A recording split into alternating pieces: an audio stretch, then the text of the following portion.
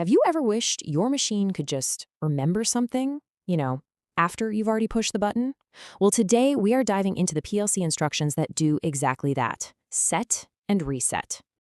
I mean, think about it for a second. You press a button to start a big motor. You don't want to have to stand there holding that button down the entire time the motor's running, right? Of course not. You need that machine to remember the start command you just gave it.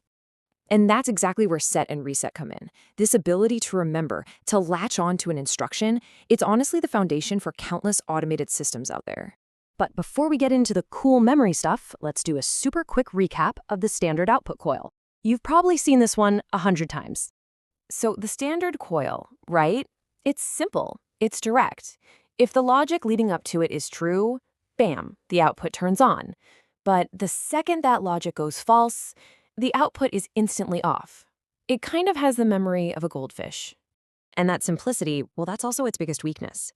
This total lack of memory is a huge hurdle that we constantly have to figure out how to jump over in automation. The logic is as simple as it gets. You press the button, the light turns on. You let go of the button, the light immediately turns off. Think of it like a doorbell, not a light switch. So, here's the big question. How do we fix this? How do we make that doorbell act like a light switch that actually stays on after you flip it? Well, the answer lies in a different kind of instruction, the set coil, which you'll also hear called a latch. This is how we're going to give our logic a memory. The set instruction basically takes that one brief button press and just locks its output into the on state, and it will stay on long after you've let go of that button. So when you put them side by side, the difference is crystal clear. A standard coil just mindlessly follows its input, but the set coil, it hears the command once, remembers it, and holds that output on. The real game changer here is memory. Okay, great. So our output is now latched on, it's doing its thing, but you might have guessed this actually creates a brand new problem for us to solve. I mean, if you press the start button again, nothing's going to happen.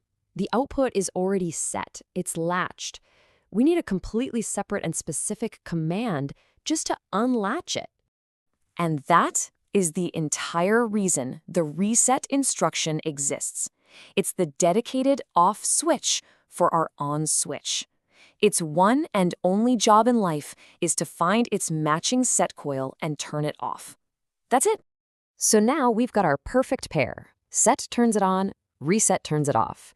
But what happens if they both get triggered at the exact same time? This brings us to the most critical rule of all. Just imagine this scenario for a second. In the very same scan, the PLC gets a command to set an output and a command to reset that very same output. It's getting conflicting orders. So who wins? Okay, so this logic table is pretty straightforward. The first 3 rows make perfect sense, right? No signal, no change. A set signal turns it on, a reset signal turns it off. But look closely at that last row. When both set and reset are active, the output is off. So here's the one thing you have to remember. Reset wins, always. In a conflict, the PLC will always prioritize the reset command. And this is so important. It's a feature, not a bug. It's designed this way to prevent any unpredictable behavior and to make sure that if there's any confusion, the system defaults to the safer off state.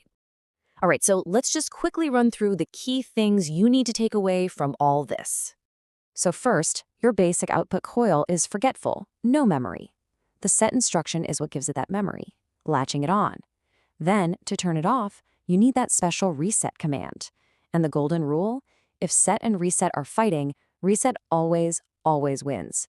Seriously, understanding this relationship unlocks a massive world of possibilities in your programming.